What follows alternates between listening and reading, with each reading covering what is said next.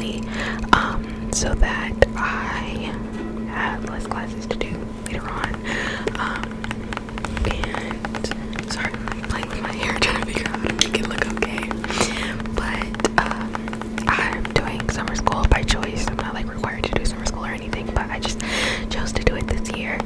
And it is a lot of work. It is literally 5 hours a day of sitting in a classroom learning history. But I would much rather do it now than during the school year, so I guess it's worth it. And I'm literally on the final stretch. I'll be done this week, so that's super, super exciting. I will be done. And then once I'm done, I have about 2.5 weeks until I start school, like actual school, not like summer school, actual school. So I really did not have a summer break, which is kind of disappointing, but it'll be worth it eventually. Sleep when you're dead.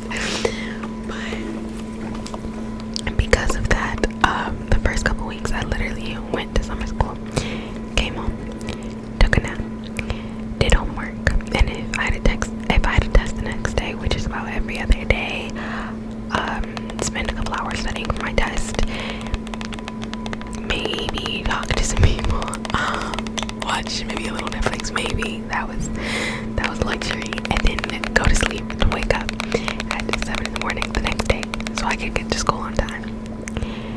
It was rough, but we made it through the 6 weeks. We are right here, and I finally have a little bit more time to film for you guys. I want to get back into my pre-recording. I want to get back into uploading at least once a week. I found that when I didn't try to overload my schedule with I want to upload twice a week or 3 times a week or every day, like when I don't try and keep up with other ASMR artists uploading schedules, where they have more free time, or maybe this is their job, and you know their job is to create videos and they're not in school trying to create 3 to 5 videos a week.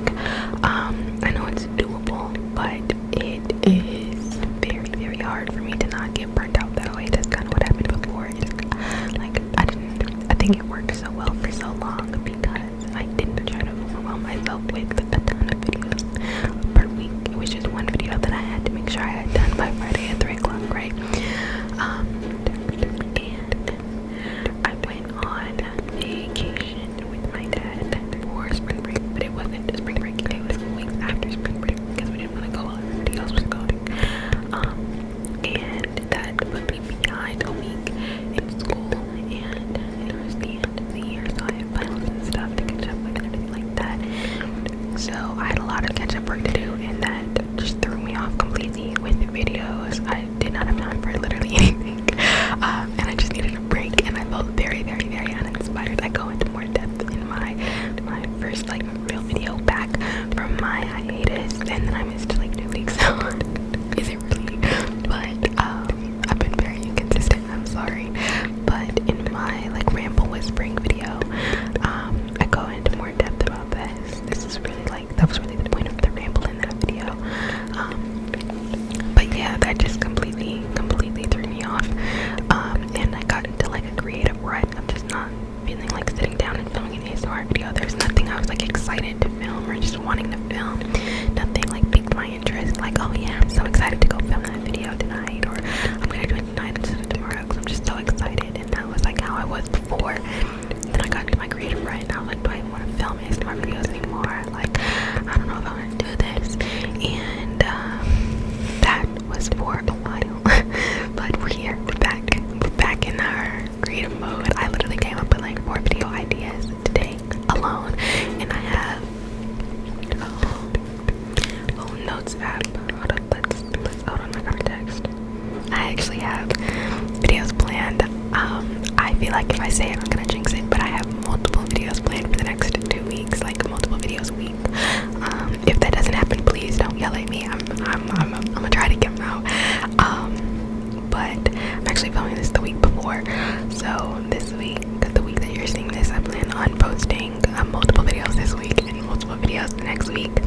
After that, August is a little iffy because I start school very, very very early in August. I don't know why they decided to cut off my summer like that, but I start very early in August, so I'm not sure if I'll be able to maintain multiple uploads a week. I don't want to overload myself. I would rather save the time and like pre-record videos so that I know for a fact that while I'm getting into school and may not have as much time to film, that I at least have backup videos to post for you. Instead of trying to film a video, find the time to film at night while it's quiet every single night. Let me find the specific number here. Just like those are video ideas. Some of them I've like checked off already because I've done them already, but a lot of these I haven't done yet. And most of these I still plan on doing fairly soon. So I've always had this. I just would look at this list and be like, I don't want to film that. I don't want to film that. I don't want to film any of this. So we're out of the creative rut. We are attempting to write scripts. I'm so bad at script writing. I've written scripts before, not for ASMR videos. I've never written a script for an ASMR video. Besides the Cupid video, that one had like an outline, but there was no script for it.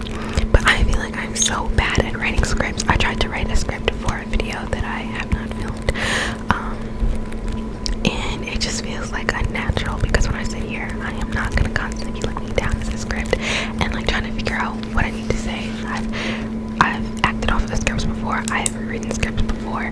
I know how to do it. I just like, I don't know, something about ASMR videos, like especially just like friend role plays and stuff like that, I feel like shouldn't be scripted because I want it to be natural. I don't want it to be like something I thought of 10 minutes before and it's supposed to be like your friend, because that feels unnatural. I feel like with the friend and toxic friend role plays, I just have to like think of what a friend would say, think of conversation a friend would make, think of conversation that a toxic friend would make, or comments that a toxic friend would make.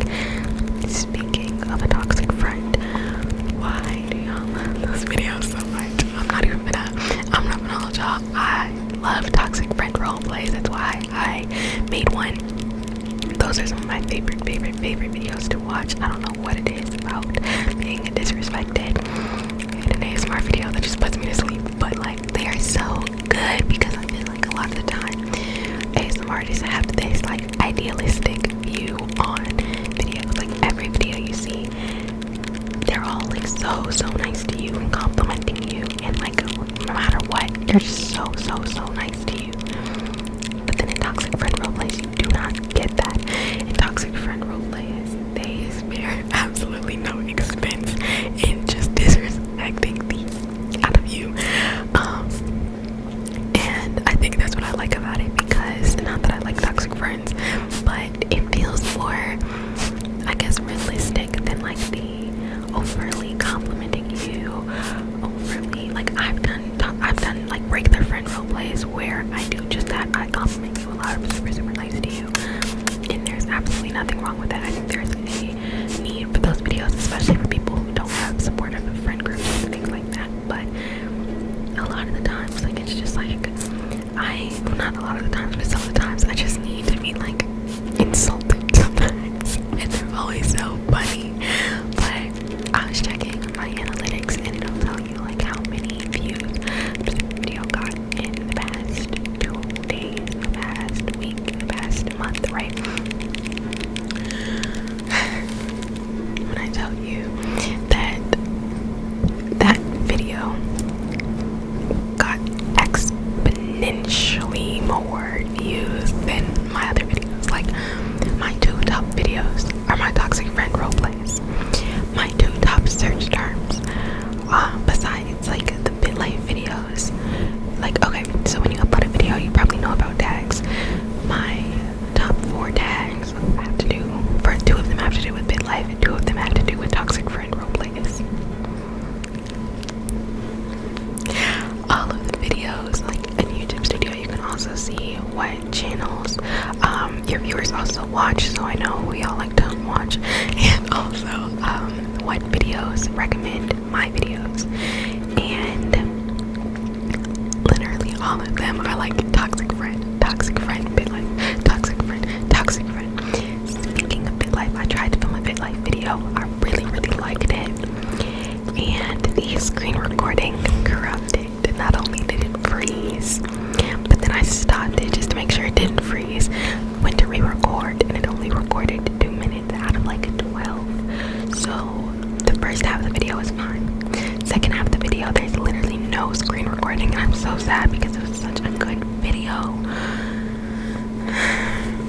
And I didn't notice until I got halfway done with editing the video, and it was an hour-long video. So I had done about 30 minutes of footage, which turned into about 45 minutes to an hour of editing, depending on how much needs to be done. And I'm a perfectionist, and I get distracted very, very easily. So that was very frustrating. I've been having so many technical difficulties when it comes to like editing and things like that, because usually editing was so like seamless for me. Like I've been editing videos for a long time. I've been doing YouTube for a long time. Not ASMR, but I've been doing YouTube in general for a very, very long time. Since I was little. Before like channels you or I could even find. I deleted those channels actually. Thank you. But I've been doing YouTube for a long time, so I've had time to get familiar with at least basic editing.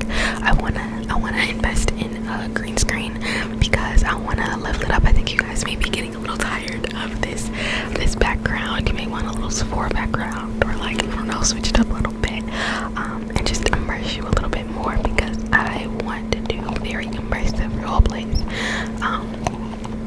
But I'll go back to that in a second. But editing has always been, at least for this, pretty simple for me, because I've gotten so used to syncing up audio, making cuts, transitions, stuff like that. Like the basics.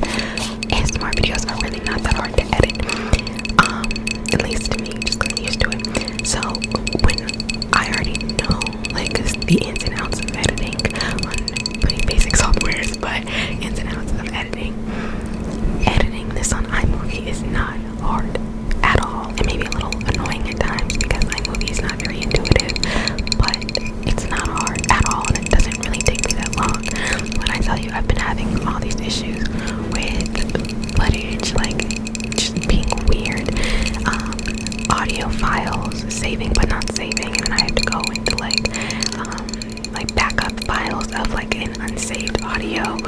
Thankfully it was the whole thing, and it had saved it like auto save, and I did save it. It saved under a name, but it didn't save. So I thought that I completely lost the audio to a video.